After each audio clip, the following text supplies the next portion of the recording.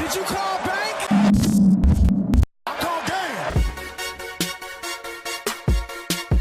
What's up, Pack Nation? It is Pack here, and in today's video, I'm going to cover the 25 brand new badges being added into NBA 2K20. They have, yes, announced at least 25 brand new badges. There's also some that they haven't announced yet. That's insane. Before this video starts, be an OG, join the Pack Nation, and subscribe. Also, I just wanted to make a quick announcement that I've started streaming on Twitch rather than YouTube, so if you want to follow my Twitch streams, go to OG Pack Gaming on Twitch and follow me. Let's get this video started from 1 to 25. Let's go. The first brand new badge for NBA 2K20 is Interceptor. It is adept at stealing passes. So, yes, there's already badges that help you steal, but there's no badge that helps you steal specifically passes. If you ever try to do like a full court pass or an inbound pass, you know there's some players that can just steal it very easily, like a cornerback in the NFL.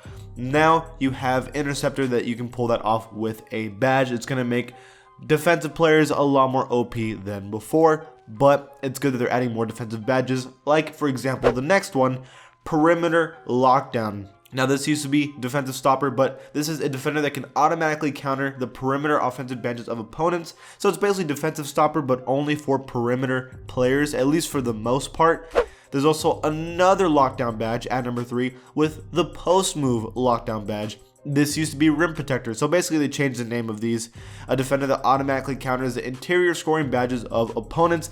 Basically, when you're a perimeter lockdown badge or post move lockdown badge, you basically reduce the badges of other players and also probably have a higher percent of making people miss. At number 4, it is the volume shooter badge. This one's actually pretty interesting to me. It heats up with every shot, make or miss. The lack of shots you shoot can make you cold. So, if you're like the main offense of your team, and you're like the guy that they trust to shoot at them all the time, right?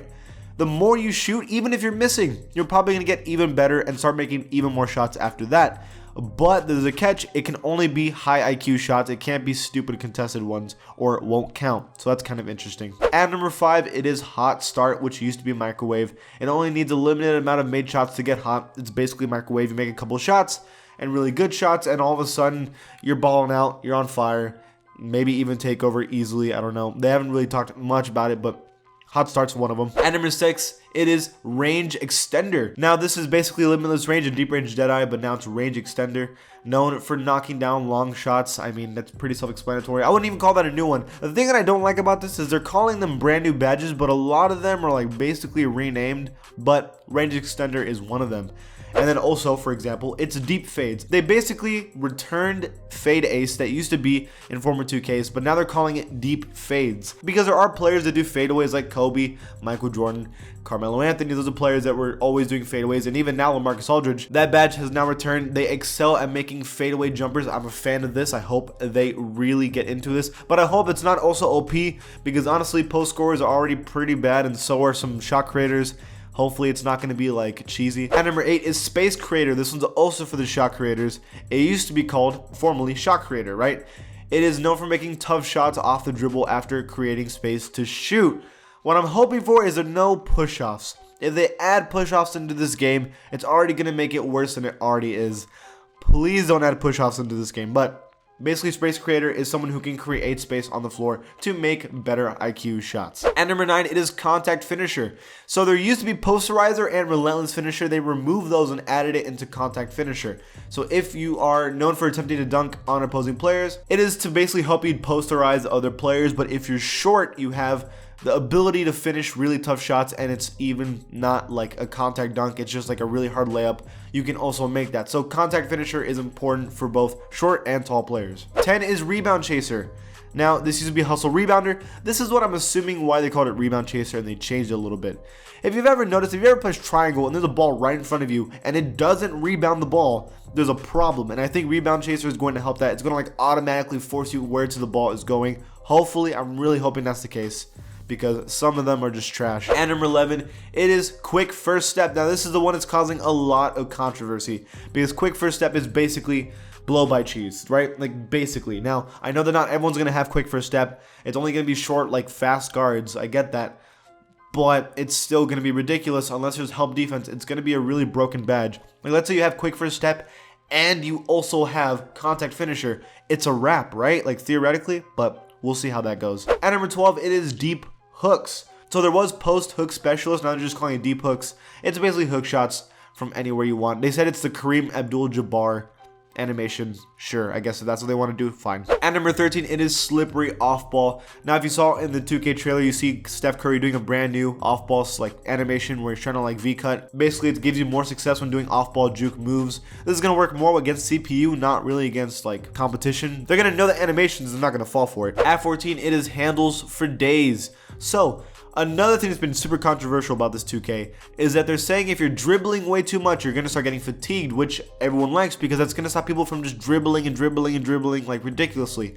Now you're just going to have people who are dribbling a couple times and then they get tired. With handles for days, it's going to extend longer because you probably have more stamina to be able to dribble like that. At number 15, now these are the ones that are specifically for Park. It is game point. Are you one of those players that your teammates rely on to hit the big shot? Well, game point, the badge, gives the player a boost whenever it's a game-winning shot.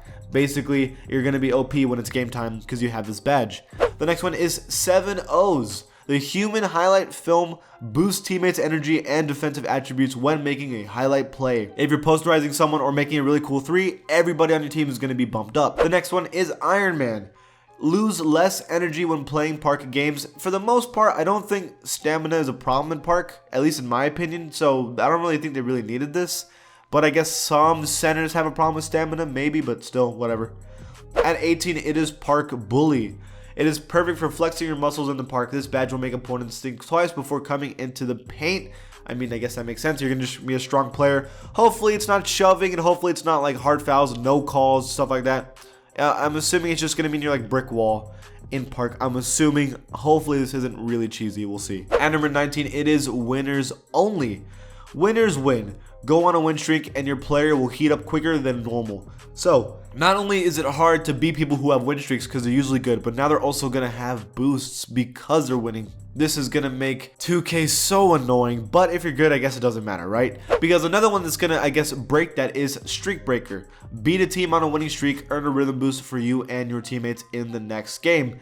So I guess if you beat a team who's on a streak, you're going to get even boosted. So either way, if you win, it's like a high risk, high reward. If you win, you get a boost. If you lose, that team gets a boost and no one's going to be able to beat them. So I guess it makes sense, right? At number 21, it is transition finisher. This was basically a one-man fast break, but now it's transition finisher on Park specifically. An adept at running the fast break and finishing at a high rate. So I guess point guards are going to want this for sure, or even good shooting guards or small forwards. Slashers actually look like they're going to be bumped up a little bit if that's the case. On 22 is Giant Slayer. We don't know a lot about Giant Slayer. What I think it is that if you're posting up with a shorter power forward or a shorter center, you're going to have Giant Slayer to be able to post up anyways and beat them in the paint. Maybe that's what I was thinking it was going to be, but I could be wrong about that. It could also be if you're a short player, you can dunk on anybody you want. Even if you're like, they're like 7'3" and you're like 5'7", you have Giant Slayer, so it's not gonna matter. Maybe, not too sure about that one. There's another one I don't know about. It's called Box. Now, they haven't gone into detail about what this one is either. What I'm assuming it is a boxing out badge, right? I mean, even though they already have that one, this badge is just called Box, and I'm assuming it's a boxing out badge. Unless it's actually boxing, like you get a Mike Tyson someone, but I really doubt that. The next one, at number 24, it is Worm. Now, also, another one I don't know about. I'm going to assume Worm is the only thing I can connect it to is Dennis Rodman. Dennis Rodman is a hardcore hustle player that gets a lot of offensive rebounds. Maybe that's the same thing with Worm. You get a lot of offensive rebounds. You get a lot of good defensive plays. You get a lot of hustle plays. Maybe, but I'm not too sure about that one either. They haven't put a lot of detail into Worm either. But the last one at number 25 is Needle Threader.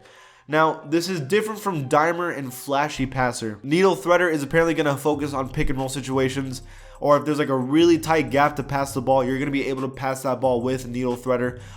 That's at least what I'm assuming they're going to do. It could be a lot of different situations, but we know for sure it's not going to be Dimer, which increases the percent the person's going to make the shot when you pass it to someone, and flashy passer, which increases the chances of you having a good pass when you're doing a flashy pass. It's going to be more about like passing it in the middle between two defenders or something like that. That's it for this video, you guys. What do you guys think so far about the 25 new badges? Which ones excite you? Which ones do you think are broken? And which ones do you think are missing? I don't like how they kind of just renamed a bunch of badges and they're the same ones and calling them new, but whatever, we'll take it. Either way, I'm excited about the news 2K and I'm gonna have fun with it. Thank you guys for watching, and I'll see you guys next time. Did you call bank?